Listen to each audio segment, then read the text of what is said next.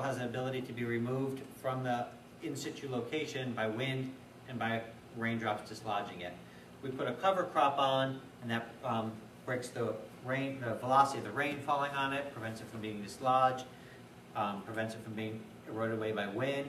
Likewise, as Amy was talking about, it also sucks up nutrients that were in the ground that weren't utilized, so they don't just leach away as the snow melts and the rain melts. Then, if that wasn't enough to put cover crops down, they do all kinds of groovy things for your soil too. They give food for microbes. They send glues out that bind soil particles together to add structure that allows more air and gas flow and water flow. They can flower and attract pollinators. So they can do all kinds of different things. So on that list there's all different kinds of cover crops. If you're a backyard gardener or a homeowner, you're going to have to consider cover crops that will probably die over the winter on their own because you're not going to have the heavy equipment to really till them in. So hairy vetch wouldn't recommend if you have a hand rototiller. It's going to get the better of you. But oats, Perfect. Spring oats, beautiful.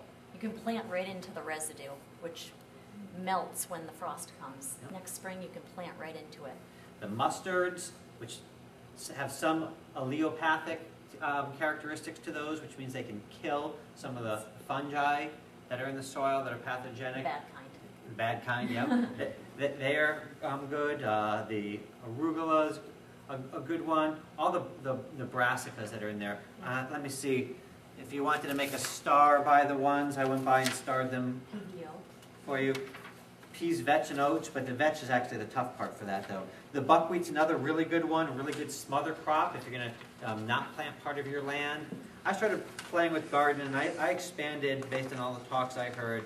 I'd like to have a third of my garden not produce a darn thing in a year, and I'd like to put it just to a cover crop, and rotate it out of production. The following year, I'm going to rotate another third out of production. Not everyone, and farmers try and do the same thing with fields. Not everyone has enough land to do it, but if you could. So buckwheat's a nice cover crop that you could plant in some of that. Arugula, mustard, oilseed rape, forage turnip, forage radish. These are under 4 cover crops for weed suppression. Did you make enough copies for everybody to have? Yeah, and I really love peas and oats because the peas add nitrogen to the soil, and the oats hold up the peas so they're not blue. So that's a nice combination for my garden. Thanks. So that's cover crop. We'll talk about cultivation a little bit. Just basically don't cultivate what you're not going to use. And if you're on a highly if you're on a steep slope, cultivate just rows. In other words, don't break sod if you're not going to use it.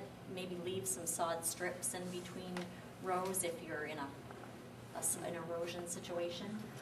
And if you're close to surface water, whether it be a little tributary stream or a river down at the bottom of the property, it would be important to maintain a plant buffer strip in between where you're practicing agriculture and water. So what's a plant buffer strip? It's basically a strip of native plants that you allow to keep growing. This is a plant buffer strip in this beautiful picture here. Yeah. You can see trees. If you want to plant the buffer strip just for protection of pollutants, tall grasses will work. Yeah. If you want to consider wildlife, they recommend, in the Shoreline Protection Act, recommend having 3 different stages, or 3 different elements.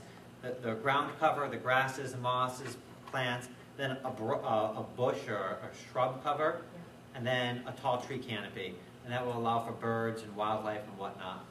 So those are ideas, and then if you want the view, you can carve viewing corridors in those if you wanted. But the idea being something to intercept nutrients from going to the water, and if you want the wildlife, provide for housing. Many different layers of vegetation, tall, medium, and low-growing things, break raindrops from big eroding pellets down into little mist by the time they reach the ground, and the fibrous root system of grass in some of those native grasses really takes in those nutrients. I was going to say two other sources. One is for getting native plants. Is the Soil Conservation District, the Grafton County Soil Conservation District. They have that annual sale, and they're taking orders now for it. And it's a very good, inexpensive source for a lot of the kinds of plants that you would want to put into a buffer, plus a lot of other things as well. And they try to have as much native stuff as possible.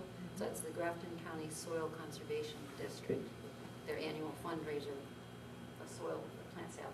And the other place to read about the kinds of things you can put into a buffer is the Connecticut River Joint Commissions. Yeah. The crjc.org website is a wonderful, wonderful website that has a very, very easy and all downloadable information on buffers next to water bodies.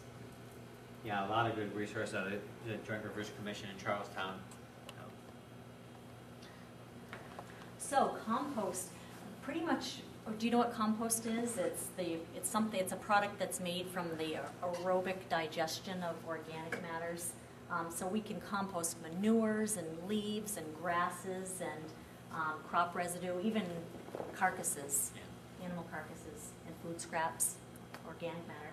And you can tweak your recipe to make it the kind of compost you want and to either speed up the composting or slow it down, depending on when you're going to want it. Do you want to start, or do you want? Sure. So compost offers a more stable form of nitrogen. As it goes through the composting form, nitrogen's going to change form. It's also going to be held more by the soil. Organic matter does something that regular soil particles don't do as well, and that is that they hold anions. There's two forms that nutrients take in the soil, a cation or an anion. A soil has an inherent negative charge, and so magnetically attracted positive charges kind of glue onto those. Whereas organic matter will actually be able to hold negatively charged soil particles like nitrate nitrogen, as Amy mentioned, that has a minus charge to it. So that's pretty neat. Nitrate nitrogen, people hear blue baby syndrome? It's a problem in the Gulf.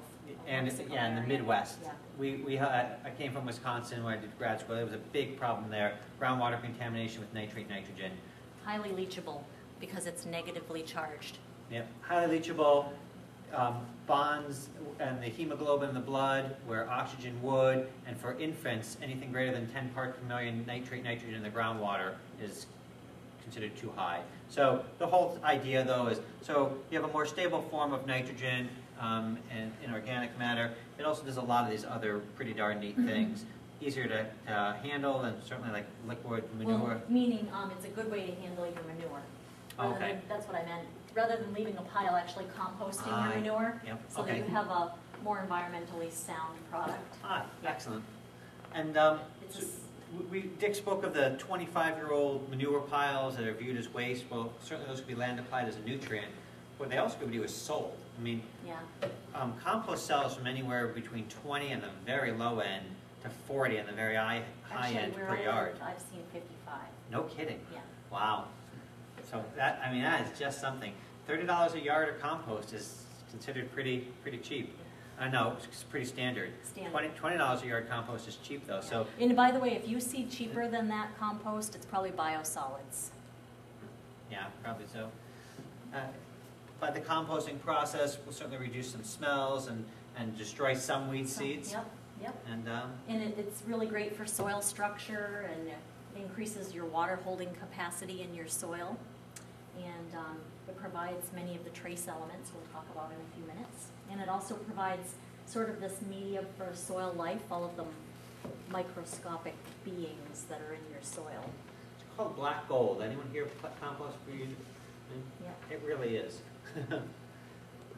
Would So- you recommend to put it in the fall or early spring? Or does it not really matter?